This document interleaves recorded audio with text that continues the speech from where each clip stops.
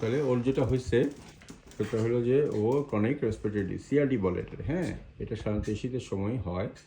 তোমার মনে করো এক হলো তুমি যে ঢেকে রাখছো না, ঢেকে রাখবা না। হ্যাঁ, যেটা হলো রুম হিটার ব্যবহার করবা, তাহলে ঢেকে রাখতে হবে না। ঠিক আছে। কি বলে, রুম হিটারটা মনে করো যে এটা এই এই ছোট 18-19 টাকা দামের নোভার, হ্যাঁ নোভার না, নোভার রুম হিটার। উল্টাপাল্টা করবো না, আমি তো বাল্বের কথা বলি নাই, বলছি রুম হিটার। আচ্ছা হ্যাঁ। তুমি যে রুমে কই থাকে, তোমার রুমে থাকে? আমার রুমের একটা করিডোর আছে, ওখান থেকে বাতাসটা যেমন আসে না, একবার ভিতরের দিকে তো আমার রুম। তাহলে ওকে আলাদা করে তোমার রুমে নিয়ে আসবা আগামী 10 দিনের জন্য। ঠিক আছে। ওর যেটা হলো যে ওকে ওর ওর সিআরডি ক্রনিক রেসপিরেটরি ডিজিজ হয়েছে। হ্যাঁ, এটা হলো কি তোমার মাইকোপ্লাজমা নামে একটা জীবাণু আছে। কি মাইকোপ্লাজমা?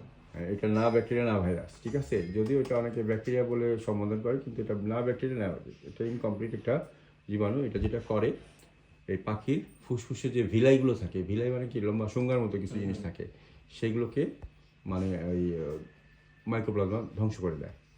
তখন ওখানে সেকেন্ডারি ব্যাকটেরিয়া ইনফেকশন হয়ে গিয়ে তখন এটা আস্তে আস্তে রেসপিরেটরি মানে ক্রনিক মানে পুরাতন, ক্রনিক মানে কি পুরাতন রেসপিরেটরি ডিজিজ আকারে এটা আসে। তখন আস্তে আস্তে এটা তোমার সিস্টেমে ইনভলভ হয়ে যায়, জীবাণু গ্রো করে, ফুসফুসে ইনফেকশন হয়, নিউমোনিয়ার মতো হয়।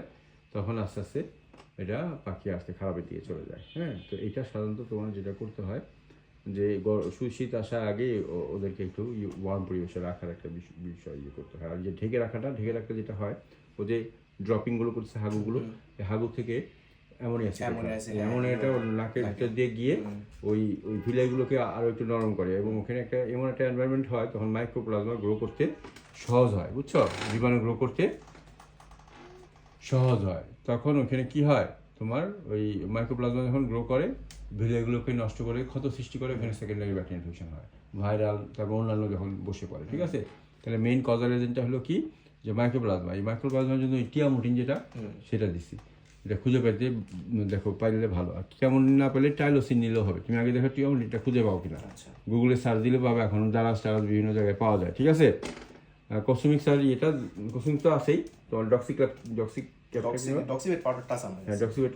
আছে। তাহলে তোমার কসমিক্সটা কিনবা আর টিয়ামোটিনটা কিনবা। ঠিক আছে।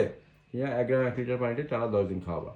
আর ওকে ওয়ার্ম পরিবেশে থাকতে হবে, ওয়ার্ম পরিবেশে। আচ্ছা, তিনটাকে আলাদা করে দিব নাকি? না, 1 লিটারে সবগুলোতে 1 গ্রাম মিশিয়ে ঢাকায় তারপরে খাওয়াবা। যদি ওয়াটার ইনটেকটা কম হয়, দেখা যাচ্ছে পানি ঠিক মতো খাচ্ছে না ওষুধ মিশানোর পর, তাহলে ওই ওষুধের পানিটা দিয়ে খাওয়া বানাবা, মানে হ্যান্ড ফিডিং করবা। তাহলে ওষুধটা ফিডিং এর সাথে চলে যাবে। ঠিক আছে। ওকে। হ্যাঁ, তাহলে এটা মানে খেয়াল রাখবা।